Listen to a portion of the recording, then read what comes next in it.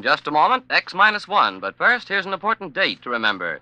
It's this Sunday when the highly acclaimed program On the Line with Bob Considine premieres on NBC Radio. Behind each news event is a human interest story. And beginning Sunday, you can hear these fascinating sidelights with commentator Bob Considine. You'll also meet the important people who make the headlines, people from the government, labor, and management, or perhaps someone in your own hometown today. The latest news becomes more meaningful when you understand the human interest. So make a date to hear On the Line with Bob Considine. Now stay tuned for X-1 on NBC. Countdown for blastoff. X-5, 4, 3, 2, X-1, fire.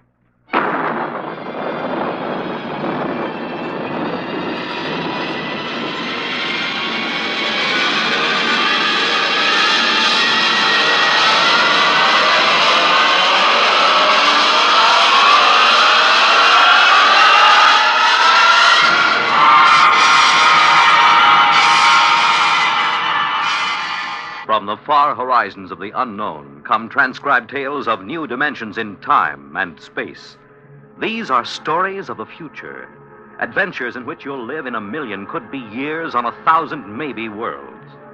The National Broadcasting Company, in cooperation with Galaxy Science Fiction Magazine, presents X minus 1.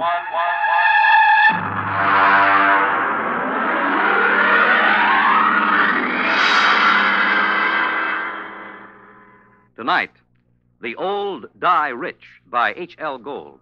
The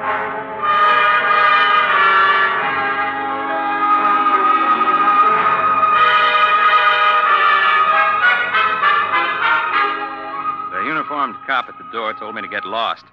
But Lou Pape spotted me and told the man to let me in. It was a shabby room. They always are. There was a woman on the bed, an old woman with white hair, thin enough to show the tight-drawn scalp. The medical examiner was going over her as if she were a side of beef that you had to put a federal-grade stamp on. When are you going to stop taking this ham friend of yours around to these cases, Sergeant, just to gratify his morbid curiosity? Forget about Weldon, Doc. What did she die of? Not eating, malnutrition. Oh, now look, Doc, in the top bureau drawer, she had bank books showing $32,000 from 5 different banks.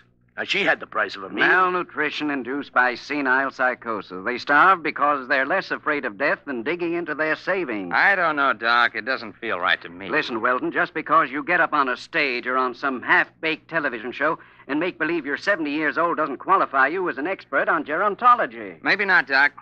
But I went bald at 25, and I've been playing old men ever since. There's a lot more to it than just shuffling around and talking in a high-cracked voice. Yeah, there hasn't been an actor since Otis Skinner. Maybe. But the way I work, I have to get inside the character. I have to decide when he was born, how he got along with his father, where he went to school, what he thinks of women, everything about a character. There isn't a one of them these days can make themselves heard past the 5th row. Look, I'm serious. Now, I've tried imagining myself growing weak from hunger. I've tried to think of not even spending a nickel to keep me from dying. I just don't believe it. It isn't right. I don't feel it. Well, lucky for me, I don't have to feel these things inside of me because I'm a doctor and not an actor. Sergeant, malnutrition induced by senile psychosis. I'll order the wicker basket from Bellevue. So long, Barrymore. Well, he's right, Mark. We get a couple of these cases every year. Some old bat starving to death with $17,000 in old bills pinned on his union suit. Turns up all the time. Al, it doesn't feel right. Well, he knows his business. Huh? But he doesn't know old people. I do. It isn't easy to starve to death. Not when you can buy day-old bread at the bakery or wilted vegetables the grocer's ready to throw out. Anyone who's willing to eat that stuff can stay alive from day to day. Hunger's it's a pretty potent instinct. Maybe they get too sick to go out after old bread or wilted vegetables. It takes weeks to die of starvation. Did you ever try starving for weeks, Lou? No, did you? Well, the point is somebody would find out. A janitor, a landlord, somebody, and they'd get him to a hospital. Forget about it, Mark. Can't argue with it. Here there were 5 bank books. $32,000. Yeah, she took good care of them. They look almost new. Sure she did. Most important thing in the world, huh? April 23rd, 1907, $150. The ink's pretty dark. Shouldn't it be faded? She probably never took it out in the light. Anyone ever think of testing the ink? What for? Bank's records always check. These aren't forgeries, if that's what you're thinking. Well, I'd like to get a chemist working on this ink. Ah, now, Mark. Look, this is strictly against regulations. I got to take these books down to the squad room and sign them in. Pretty dark ink for 1907. Well, it's about 5 o'clock in the afternoon. I guess I could hold them over tonight and bring them down to the property clerk in the morning. Good. I know where I can find a chemist.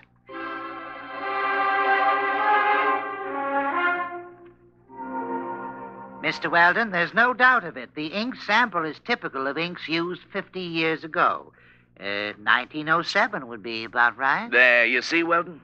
And I was supposed to go to the Trotters tonight. But according to the amount of oxidation, it's fresh enough to be only a few months old. There, I was right. Well, couldn't that be the result of unusually careful handling, though? Oh, yes, I suppose it could. An airtight compartment, perhaps, sealed with one of the inert gases or a vacuum.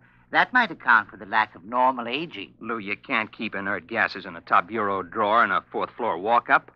Yeah. Well, it's probably some simple explanation. For fresh ink, half a century old.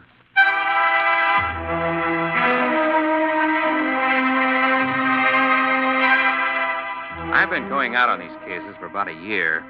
It's my specialty, playing old people, and when I'm not working television or something on Broadway, I go down to the homes for the aged or the parks or just watch. Lou Pape's an old friend of mine, and he put me on these malnutrition cases. But there was more to it than just picking up color and tricks of the trade. There had to be a better reason for it. You can't just starve to death with upwards of $30,000 right at your fingertips. Not without at least buying a bowl of soup. I had a run of television that kept me busy for about a month. Then Lou Pape called me up and asked me to come down to Bellevue. I'll autopsy if you want it, Sergeant, but I can give you the cause of death right now. Malnutrition due to senile psychosis. What's up, Lou? Well, Mark, an old guy was found wandering around down on Hester Street. Suffering from malnutrition. He had $17,000 in cash inside the lining of his jacket. Is he alive? No, not now he isn't. Doc's got him in the room there, but he was stumbling around when the cop on the beat picked him up. Did he say anything? Well, he talked to the cop. Pretty smart young kid. Seems the old man kept talking about money, about his wife. She must have been dead 20 years. And then, just before he went out completely, he did say something. Maybe 3 or 4 times. Well, what was it? El Greco. You mean the artist? Well, that's what Stankiewicz said. He's the officer who picked him up. He said he remembered he'd heard the name on that television quiz program. You know, the jockey who's the art expert. El Greco. Probably some Greek restaurant where he was bumming his meals. Are you sure you want an autopsy, Sergeant? It's late. I won't get to it till tomorrow. All right, take your time, Doc. There's something else, isn't there, Lou? Well, maybe, Mark. We found the old guy's room, and there was an ad thumbtacked over the sink. Nothing too unusual. Yeah? Here it is. Men and women wanted, light work suitable for old people. No references required. Well, I checked it with the lieutenant. He says to forget it. He says it figures for an old guy to be interested in an ad like that. An old guy with $17,000 in cash? Yeah. Well, I didn't figure I'd argue with the lieutenant. You mind if I keep it? No, go ahead.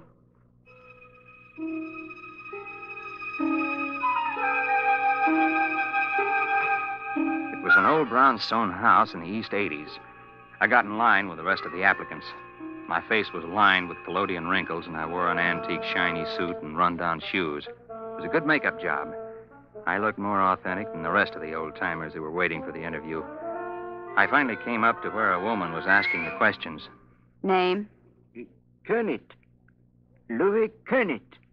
Kernet. Mm-hmm. Address? Well, I don't exactly have a place. I've been staying with a fella down on 12th Street, a friend of mine. I met him in the cafeteria. Previous occupation? Well, I worked at a lot of things. Used to be a printer way back. I could hand set. Do you have any references? Well... Family? No, ma'am. I haven't got any family. I had a cousin in Salt Lake City, but I haven't seen him in 30 years or more. The ad said you didn't need no references. Yeah, well, that's right. Now, will you wait in the other room? Yes, ma'am. Do I get the job, ma'am? Just wait in the other room.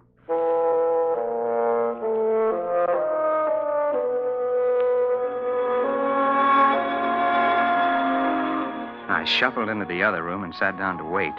I concentrated on building a character for Louis Kernet. If I was going to carry this through, I was going to have to play a better performance than I'd ever given before. About half an hour, a young woman came into the room. I'd planned to be dozing the way an old man would, and so my eyes were closed when I heard the door close. When I opened them, I was looking into the barrel of a .38 revolver. Are you awake now, Mr. Weldon? Huh? Ma'am? I don't think what? you need to carry on anymore. If you need any further convincing, you are Mark Weldon. You're about 40 years old, and you played this same character on television about 6 weeks ago, and you played it fairly well. Thank you. Would you mind putting down that gun? Yes. Why did you apply for this position, Mr. Weldon? You're not old. Not really. Well, as a matter of fact, it was a bet. I was having an argument about the method with an actor who trained at the Old Vic. I bet him that I could get by off the stage with Yeah, well, the don't same... bother. You've been very busy recently trying to find out why senile psychotics starve themselves to death. How did you know that? Well, I happen to know that you've been present at several police investigations into these cases, and you're a good friend of Sergeant Lou Pape. Well, you know a great deal more about me than I do about you. Well, I would be glad to enlighten you. My name is May Roberts. I'm the daughter of the late Dr. Anthony Roberts, the physicist, who was dismissed from the Brookhaven Atomic Energy Laboratory 5 years ago. I assume you're connected with these starvation cases, or you wouldn't have known I was investigating Well, them. that's obvious, isn't it? I'm not afraid of professional detectives, Mr. Weldon. They deal only with facts. But I don't like amateurs. They guess too much. They don't stick to reality. Consequently, they're likely to get too close to the truth. Unfortunately, Miss Roberts, I'm nowhere near the truth. I haven't the slightest idea how you're tied in with those starvation Well, deaths. I intend to show you, Mr. Weldon. I'm happy to announce that you have the job. Now, look, Don't move, Mr. Weldon. Oh, incidentally, about 15 minutes ago, I called Sergeant Pape and told him I was your sister just in from Pittsburgh. I wanted to get in touch with you very badly, and Sergeant Pape was very sorry. He wished he could help me, but he didn't have the slightest idea where you were. All right, Mr. Weldon. Right ahead of you, please. Through that door.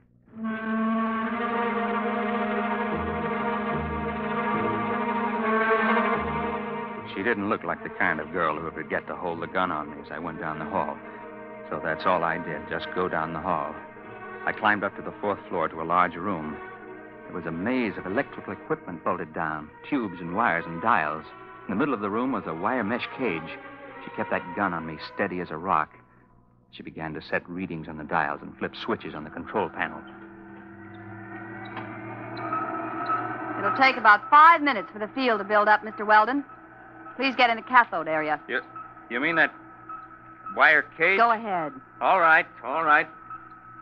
Now, I wouldn't advise moving now, Mr. Weldon. The wire carries some 10,000 volts. Now, look, Miss Mr. Roberts. Weldon, you're curious, and you could turn out to be a great nuisance to me. As long as you've come this far, we might as well both benefit by it. Benefit? You'll find a suit of clothes on the floor there. Put it on. But after all... Put it on.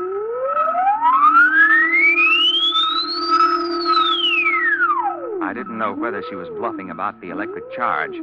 The revolver looked real enough, so I stripped and changed into the other clothes. The shoes were a little too tight and pointed. The collar of the shirt was too stiffly starched and too high under my chin. The suit was too narrow at the shoulders and at the ankles. I remember my father had a suit like that. The same shiny blue serge. All right. In your pocket, you'll find a set of envelopes. And you'll find a set of instructions on each. Follow them carefully. I don't get it. You will. Use the envelopes in the order they're arranged. What's this all about? Mr. Weldon, I meant it when I said this could be a benefit to both of us. There's no use explaining anything. You'll find out. And don't try to escape. It can't be done. All right. Now the field generators are ready. Look, Miss Roberts, this is Just absolutely... follow instructions, Mr. Weldon.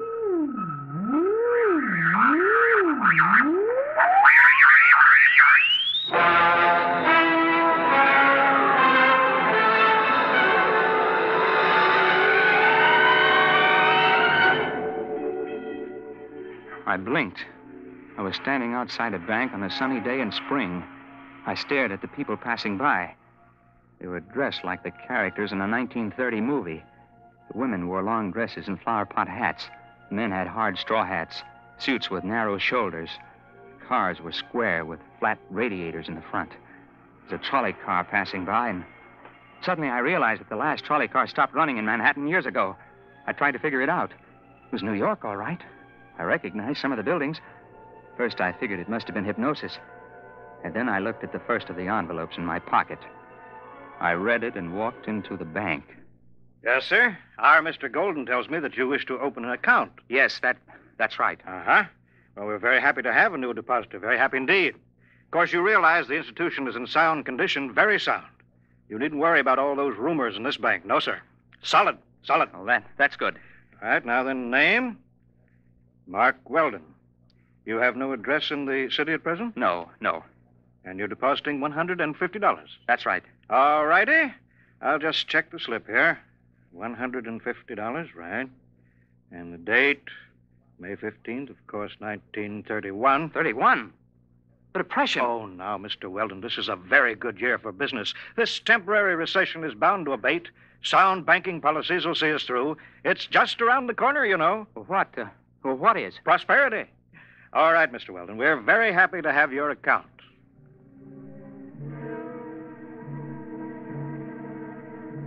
I went outside the bank, and I stood there in the spring sunlight and let the terror soak into me. The possibility of the entire situation was gnawing at the edges of my mind. And then suddenly I wasn't there. It was as fast as blinking. I was outside another bank in the same city. The date on the next envelope was May 29th, and it was still 1931. I made a $75 deposit there, and then $100 at another place a few days later, spending a few minutes each time and going ahead anywhere from a couple of days to almost a month. In 1934, I found myself inside a broker's office. Very well, Mr. Weldon. As I understand it, you are buying this stock for a Dr. Anthony Roberts. That's right. I assume the stock will be in his name? That's right. I'm just acting as agent. I follow instructions. Of course. Well, are you sure I can't convince you that you're making a big mistake? No. These are my instructions. Well, now, Mr. Weldon, we are a reputable brokerage house, and, well, frankly, I feel quite shaky about putting our clients' money into this kind of security. There's no future in it. It's a rare metal for which there is very little use for industrial purposes, and, however, if your client is adamant. I have my instructions. Very well, then. In the name of Dr. Anthony Roberts, 100 shares of Montana uranium. Most unwise.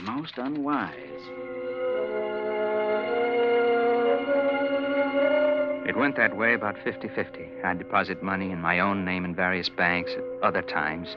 Then I'd buy a stock or make a bet for May Roberts. On June 21st, 1932, I bet Jack Sharkey to take the heavyweight title away from Max Schmeling. There was Singing Wood in 1933 at Belmont Park and Max Bayer over Primo Carnera. I went on skipping through the years, touching here and there for a few minutes to an hour at a time.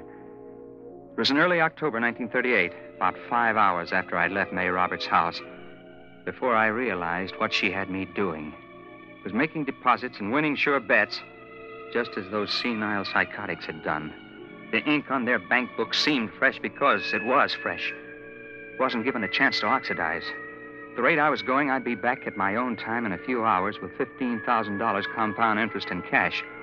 But those old people had died of starvation somehow with all that cash in banks. I didn't know how it happened or why. But suddenly it occurred to me that I didn't want to be found dead in my hotel room. So rather than make the deposit in 1938, I grabbed a cab and told the driver to step on it. I got a mile away from the bank, and then the cab suddenly disappeared. I found myself in front of a counter at a lunchroom. The envelope instructed me to make a bet on the World Series. There wasn't any way to get out of the range of the machine. It picked me up at least 5 miles away from where I was supposed to be. Came back a week later to get my winnings. I was hungry, so I got myself a hamburger and went out the door. When I hit the sidewalk, it happened again.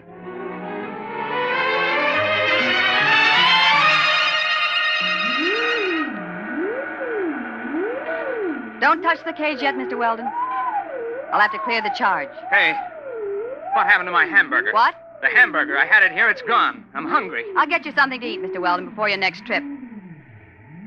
Well, you've done pretty well for yourself, haven't you? Yes, I have. About 15,000. I had ketchup on my sleeve. It's gone. Mr. Weldon, I want to talk seriously with you. Now you've seen part of what I'm doing. Part? My father was discharged from all his research and university connections because he insisted in publishing his findings on the temporal field research. All the conventional physicists explained that it was overwork and recommended everything from hot bouillon before retiring to psychoanalysis. Well, possibly both of these might have been beneficial. But the fact of the matter is that temporal field activities are quite true, and you've seen proof.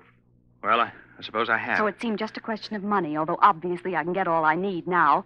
But sending people back through time to bet on sure things like uranium... It's a fair exchange. I pay well for service, don't I? I suppose so. But that isn't the most important thing. I've been able to save things that would have been lost otherwise. I've sent people back to find precious treasures that would have been destroyed or would have disappeared. Like an El Greco painting? Yes. And the original score of Mozart's Magic Flute that would have been burned in 1942, and a Picasso miniature that would have been lost at sea in 52. I have them all here. Stolen? No. Bought with money from the year itself at a fair price.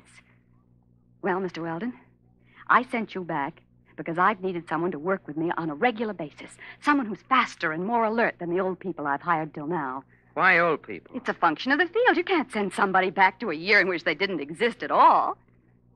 I'm hungry. Please, Mr. Weldon, this is very important. My father died trying to prove the validity of his field theory to conventional scientists. And I don't intend to bother.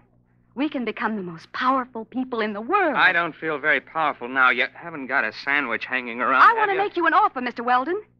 I need someone to help me expand the operation, plan the projects and research.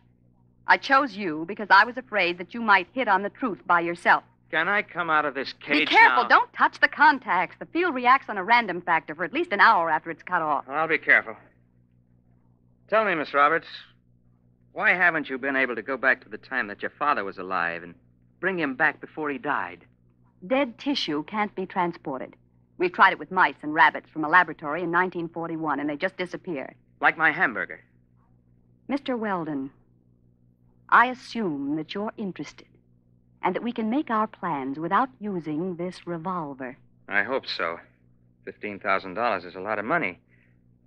Of course, you were able to send those old people back a lot further. Some of them as far back as 1880. How long would they be gone? I mean, in subjective time. Several weeks. Perhaps a month or more. There's only one problem, Miss Roberts. Well, I'm sure we can work out any details. Well, this one is a little hard to work out. You see, I'm hungry. I haven't been this hungry since I got lost on a hunting trip and went without food for 3 days. You see, you forget I've got an interest in this business because they found some old people dead of malnutrition and $30,000 or so tucked away in their pockets. They had been gone a month or more, and they had to eat during that time, didn't they? When they came back, the food disappeared like my hamburger. It disappeared all at once, all over their body. In one fast jolt, they starved to death. No, you don't understand. They just couldn't take the field transition. They were too old, some of them, and they lied to me about their age to get the job. Oh, no, you can't tell me that because I know how hungry I am. And I was only gone about 12 hours. They were murdered. Get back. You know, they say a hungry man gets mighty desperate. He'll do almost anything. Let go. Let go. Let go of it. Oh! My arm. Look out. Look out. The cage. The contact.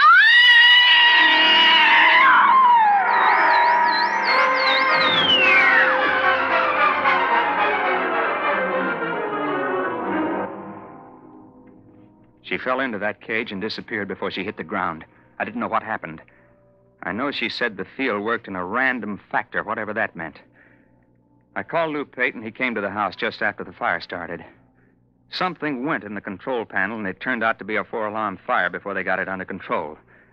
There was nothing left of the machine. There wasn't much left of the brownstone house. Lou didn't believe the story I told him. You mean there won't be any more of them? No more senile psychotics starving to death with a bankroll in their hip pocket? No, I told you, Lou. Come on now, Mark. We get plenty more. We always have. No, I'll bet you won't. I'll bet you $1 there won't be another case like that. I'll take that bet.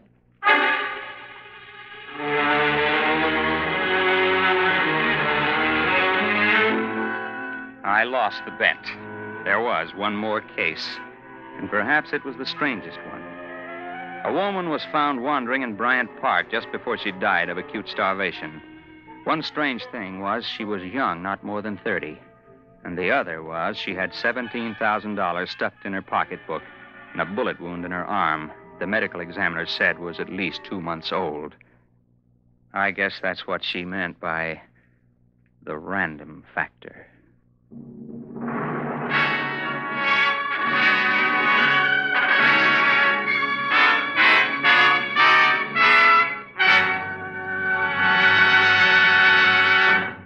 You have just heard X-1, presented by the National Broadcasting Company in cooperation with Galaxy Science Fiction Magazine, which this month features This Way to the Regress by Damon Knight, the story of a man named Sullivan who, strangely enough, did not have a great future behind him, but rather a great past ahead.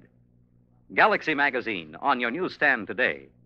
In a moment, tonight's cast and a preview of next week's exciting drama. Farmers know they can't stop storms, floods, or droughts from ruining a crop. But they can make sure things like that can't ruin them by investing in United States savings bonds. Not only farmers, but over 40 million Americans in all sorts of jobs own 40 billions of savings bonds. And why? Because savings bonds are the easy way to start saving and to keep saving. And the money you invest in savings bonds mean protection now and ready cash when you need it in the future. Improving the farm, sending the youngsters to college, or planning your own retirement. These are the big things you can be ready for with savings bonds. And besides offering you a safe investment, each Series E savings bond pays you back $4 at maturity for every 3 you invest. Yes, you earn extra dollars while you save, so start saving now. For the big things in your life, be ready with United States savings bonds. Tonight, by transcription, X-1 has brought you The Old Die Rich, a story from the pages of Galaxy written by H.L. Gold and adapted for radio by Ernest Kenoy. Featured in the cast were Jim Bowles, Jan Miner, Bill Zuckert, Guy Rep, Wendell Holmes, Ralph Camargo, and Ivor Francis. Your announcer, Fred Collins. X-1 was directed by Bob Maurer and is an NBC Radio Network production.